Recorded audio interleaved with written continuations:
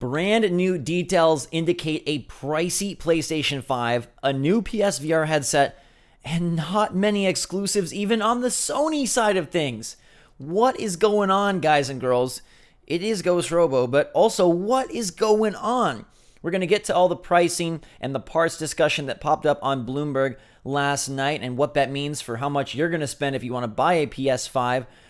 But the big deal for me is that Bloomberg is saying many of the games launched with the PlayStation 5 will also be available to play on the predecessor machine, so revenue from software and related network service is expected to keep the business performance intact. I want to dig into how much this affects everyone's decision to buy a new console and my decision to buy a new console. Let me know in the comments down below if the price of your PS5 is still appealing to you, if there aren't going to be that many exclusives. Now, let's get to the pricey details here. Apparently, Sony is struggling to get that build cost down. And right now, they're saying it's about $450 per unit. Now, obviously, most companies would like to make profit on their boxes. It's not unheard of to sell at a loss. Sony sold right even or at a loss last time around with the PlayStation 4. I'll give you some numbers in a minute. But it's apparently due to DRAM and NAND flash memory. Both are in high demand for smartphone manufacturers and just high demand in general. Sony is struggling to get them at a good, cheap price, and that is pushing the cost of this machine. Now, industry analyst Daniel Ahmad over on Twitter says that if the build cost is about $450, that means the box is going to be around $500. People are going to have trouble paying $500+ for a new console. I all along expected them to be at least $500. When I heard talk of maybe $400, I thought that was crazy. And it sounds like actually Sony did want to get down in that price range, but they're now struggling because they've got to decide how much cheaper they want to go than Xbox, assuming that Series X is more expensive. And Daniel Ahmad echoes that, hey, Series X does cost more to build. He estimates that it's between $460 and $520 for that Xbox Series X build. The PlayStation build a little cheaper, but that probably prevents them from going all the way down to $400. Now, I mentioned I'd give you the numbers on what happened with PS4. The PS4 build cost was $381, and they sold it for $399. But when you take into account, retailer margins, things of that sort, additional costs, they basically sold it at a loss. It took a while for them to make profit at that price point.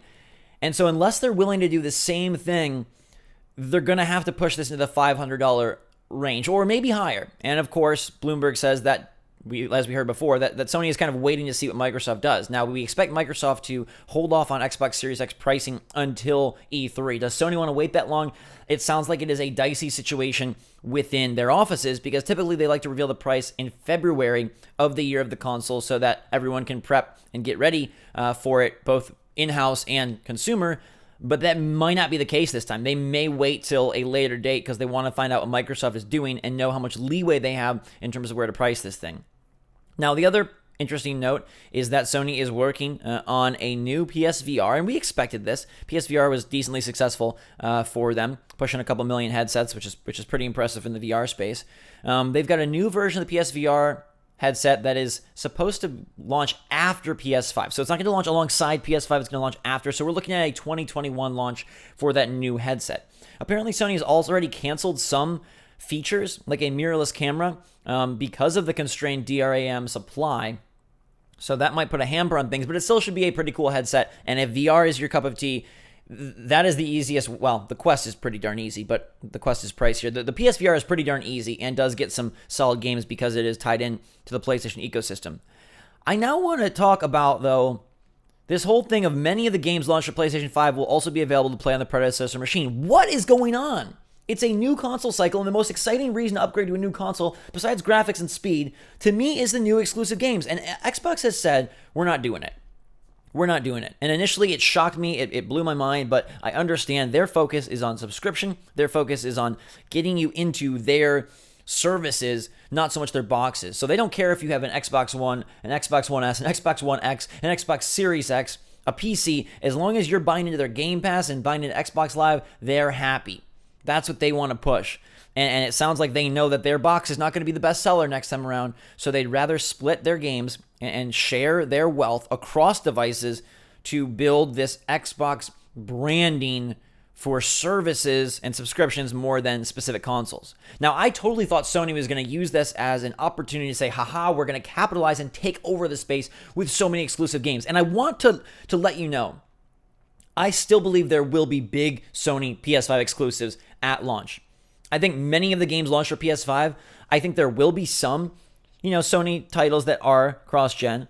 We've already heard, Last of Us 2 getting a PS5 up-res, Ghost of Tsushima getting an upgraded, graphic, up-res version for PS5. We know that things like Assassin's Creed are going to be on both consoles, Watch Dogs, both consoles. But I firmly believe there still will be some tentpole titles that are only available on PS5. But it sure does seem like Sony is also nudging themselves, nowhere near as much as Microsoft, but nudging themselves closer to this strategy of services. And as long as you're part of PSN, as long as you're part of their ecosystem, that's what's most important. And it sounds like they are really going to be expanding their online offerings as well. We don't know exactly what that's going to look like. I'm sure we'll get details when they reveal the PS5 for real. But as of right now, it does sound like they're making more of a move in that direction. Now, I'm all about the games. That is my main motivation for upgrading to a new console. But I also love getting a new controller. I love just a new UI. I love getting a fresh restart for the generation and getting to learn a new, way of navigation, a new controller, new graphics. All of that is so good. I like that a lot. And the PS5 is going to have that. It's going to have a brand spanking new controller that has haptic feedback, but the controller will probably look very similar. But at least the innards are going to hopefully expand our opportunities and our experiences for the games that release. It's going to be a better, faster system. They've got that SSD that's going to power very short or no loads. We've heard talks of like, hey, in Spider-Man, if it was on PS5, you'd be able to see the entire city and swing through the entire city so fast, so quickly. You can move because everything's loading in so darn quick. And we know that the graphics are going to be better. Frame rate is going to be better. They're pushing 4K, maybe eventually 8K. They're pushing 60 frames per second, maybe more than that. Does that do enough for you, though, if the games aren't at the center focus? It's hard to know if this is going to be a diminishing returns generational shift or if it's going to be notably impressive because we haven't seen them yet. But I would venture to say it's more going to be towards diminishing returns. It's not going to be as mind-blowing as some of the past generational turnovers because graphics are already so good. We already see 4K on PC. We already see really high frame rates on PC. So what is going to wow us for a new console? Well, for me, it's the games, and it sounds like both companies aren't as interested in that aspect and element of a new generation. Is it coupling that with the fact that this is going to be a very expensive box? Does that make you want to upgrade? I am always so hyped for next gen. But this one worries me because is it really going to be next gen versus just another half step? I hope that I'm wrong in saying that. I hope that we're rewarded with really impressive games that could only be possible on PS5. And I have a lot of faith in Sony because Microsoft is committed to backtracking all of their titles to fit across so many different SKUs of console hardware that the games are inevitably going to be repressed in some way. You can't say that something is going to be playable on Xbox One, the original console from 2013, and on Xbox Series X fall 2020, and it's not hampered in any way. It's going to be. And we've heard as much. We've heard that Cyberpunk isn't even ready to run on the current gen consoles, and that's one of the reasons they need to take more time. So if you're telling me Cyberpunk can't even work on the current consoles, how is a further game, a later release, going to be not impacted by needing to run on the original Xbox One? Now, I think Sony does have a little bit more forward-thinking view in terms of the games than Microsoft, but this makes me incredibly nervous.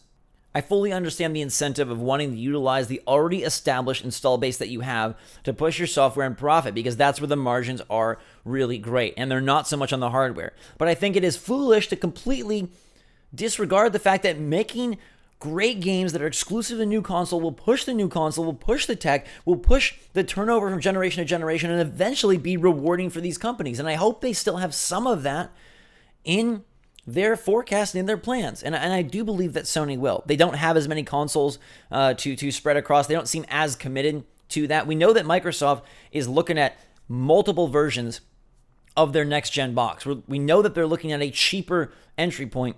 And the higher that Xbox Series X goes, the higher that PS5 has to go because of that build cost, the more appealing that lower tier Xbox becomes. But the more appealing that becomes, the more held back the games probably will be. So we're at a very interesting point. It is a strange time here in 2020 where new consoles are coming out, but the platform holders are telling you you don't even need to buy it. And the feature set, they're going to have to do a great job of selling these boxes at E3 of what makes them different, what makes them sing. Because are you really ready, my friends, to open your wallet and drop $550, $600 on something that just has better frame rate and better resolution? Are you really? Are we seeing the decline of what the box means and it's all about the service? I don't think we're fully at that point, but boy, are we getting a lot closer. So what does this mean for you? It means that there is a more expensive PS5 because the build cost is higher. So that PS5 is going to be at least $500. And you know the Xbox Series X is going to be at that price point or probably higher. You're probably looking at a $550 Xbox Series X or maybe even more, and you're looking at a $500 minimum PlayStation 5. Are you wanting to drop 5 big ones for a system that you can play most of the games on the system you already have? Give me your take in the comments down below. I love next gen, so I'm in, but this is getting weird, and I'm going to need to see a whole lot more before I can have a total grasp on this situation. I like the SSD. I like the faster load times. I like the better frame rate. I'm super hyped to try that haptic feedback where you can feel the ground in your controller, whether you're walking on sand or gravel. I think that's super awesome. The mud, you can feel it.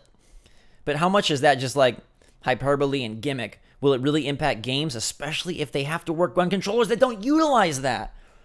Because if the game plays on PS5 and PS4 and it plays on Xbox Series X and Xbox One, then the haptic feedback, it's just a tacked on addition. It's just a check the box to make it sound cool.